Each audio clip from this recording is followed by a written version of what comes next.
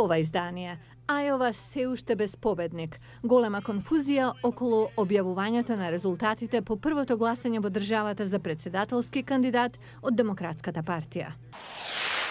Зашто ќе зборува Трамп вечерва? Оскарите наближуваат. Кој е фаворит за најдобар филм? Останете со нас. Добро вечер. Ова е ТВ журналот Newsflash на гласот на Америка на македонски. Јас сум Лилица Китановска. Вечерва председателот Доналд Трамп ќе го има годишното браќање од Конгресот, кој ќе биде пренесувано на националната телевизија. Овој голем настан во Вашингтон се поклопува со постапката за импичмент, што се уште трае. Дали говорот на председателот ќе биде во сенка на утрешното гласање за импичмент во Сенатот, ќе чуеме од Милена Георгиевска, која има повеќе од Капитол Хил. Сите пораки од секојдневната реторика на председателот вечерва се очекува да бидат спакувани во говор кој важи за еден од најподготвуваните председателски говори. Ако се земат предвид обраќањата на председателот изминативе години, неколку теми што се очекува да бидат во фокус на неговото обраќање се економијата, националната безбедност, имиграцијата, здравствената заштита и одбраната. Од економските резултати се очекува да ги истакне ниската невработеност, рекордните берзи, првата фаза од трговскиот договор со Кина, како и обновениот договор со Канада и Мексико. Кога станува збор за имиграцијата, пак изградбата на зидот со Мексико се очекува да биде повторно во неговиот фокус. Од проектите на надворешен план се предвидува овој пат тој да зборува многу повеќе за мировниот план за решавање на конфликтот помеѓу Израел и палестинците, отколку за преговорите со Северна Кореја за денуклеаризација. Меѓутоа, сите овие теми, сметаат критичарите, нема да може да го засенат фактот што председател има обраќање пред нацијата во исто време кога се води постапка и за негово отстранување од функцијата. А како овие два настана ќе се одвиваат истовремено, предлагам да слушнеме од прилогот во приложение. The resolution is agreed to. Вака, главниот судија на Врховниот суд на САД, Џон Робертс, го финализираше планот во сослушувањето за импичмент на председателот Трамп во петокот. Гласањето беше по партиска линија. Републиканците го одбија барањето на демократите за повикување сведоци и поднесување нови документи. Наводите за импичмент се во врска со телефонскиот разговор на Трамп, при кој тој побарал од украинскиот лидер да истражи активности на политички ривал, додека во исто време ја задржувал помошта која што Конгресот ја одобрил. Барам едногласно да се распушти судењето до 11 часов предпладне на 4 февруари и тоа истовремено да значи и распуштање на Сенатот.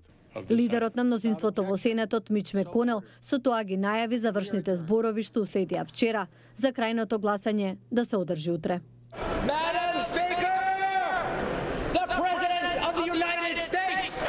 Председателот вечерва на Капитол ќе се обрати до нацијата и до членовите на двата дома на Конгресот. There's nothing anywhere in the world that can compete with America. Извештаите сугерираа дека Трамп во говорот најверојатно ќе се фокусира и на кампањата за негов реизбор.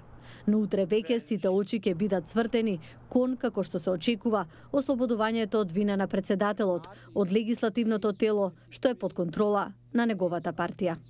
А предутрешниот голем ден, вечерва во 9 часот локално време. Председателот Трамп ќе има шанса уште еднаш да го повтори неговиот став за импичментот. Овој пат, наместо на Твитер, во живо да се обрати пред целата нација. Повеќе за говорот на председателот и за темите што ќе реши да ги вклучи во обраќањето, ќе ве информираме подоцна.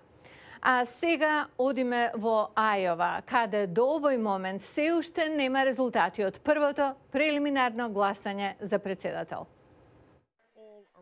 Државните партиски официјални лица одлагањето го припишуваат на технички проблеми. Трамп ситуацијата ја нарече тотална катастрофа. Global Game Jam, 48-часовен маратон во креирањето на игри, што изминатиот викенд се одржа во Скопје, Битола и Охрид и уште во стотина држави во светот, се покажа атрактивен за многу млади македонци. Мики Трајковски има повеќе. 48 часа без прекин повеќе од 200 млади луѓе од цела Македонија беа дел од голем интернационален настан за креирање на игри. Global Game Jam во исто време се одржуваше во 93 држави во светот. Покрај во Скопје и Битола, студенти, средношколци и професионалци се дружеа, разменуваа знаење и креираа игри во Огрид.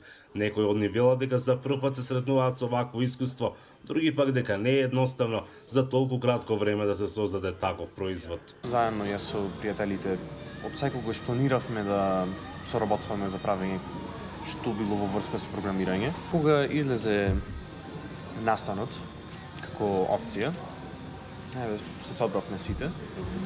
Бев интересиран да се научам за програмирање на игри и затоа ми дојде идеја да се пријавам во овој проект. Многу е тешко, бидејќи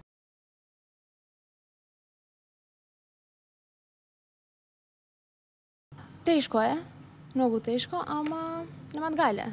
Сега интересно. Па јас сакам, пример, во мојата иднина да работам нешто со компјутери или овие што се гейм. Да, многу интересни се. Учесниците беа поделени во тимови, а за најдобрите следуваа и награди. За нив, покрај место за работа, беше обезбеден и простор за рекреација и одмор.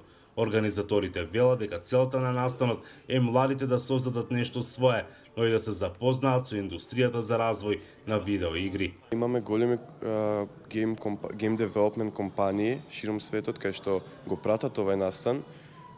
Има голем публицитет и ги пратат учесниците. После тоа, најверојатно, некои од најдобрите ги контактираат. Исто и во Македонија истото се случува со македонските game development компании. Ги контактираат и со надеж ги земаат за нив да работат. Секоја година се креираат видеоигри на различни теми. Базични платформери, 3D светови и слично.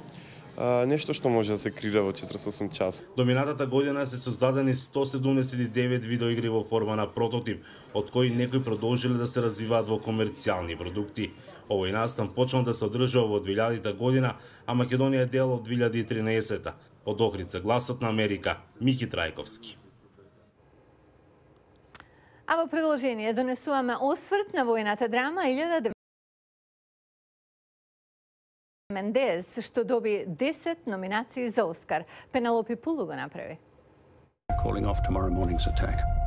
If you don't, we will lose 1,600 men. Лейн Скофилд во улога на Џорџ Макеј и Лейнс Блейк во улога на Дин Чарлс Чепман мора да поминат на непријателска територија со цел да ја пренесат информации на изолираната бригада пред да биде предоцна.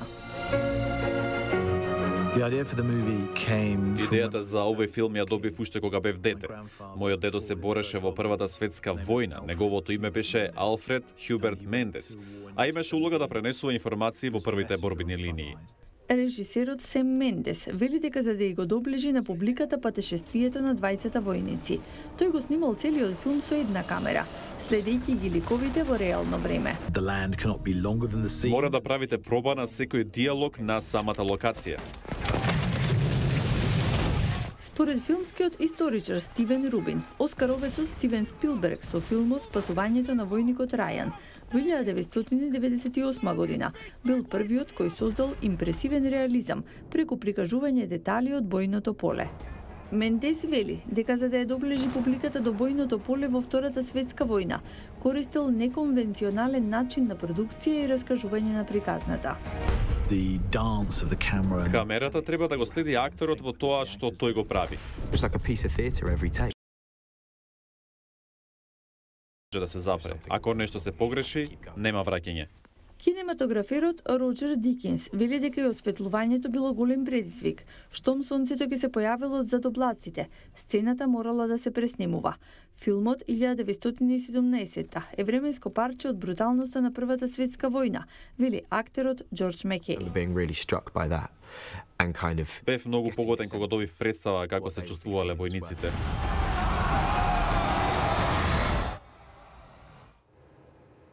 И дојдовме до крајот на емисијата. Го гледавте Ньюс Флеш на Гласот на Америка на македонски од Вашингтон. Поздрав до утре.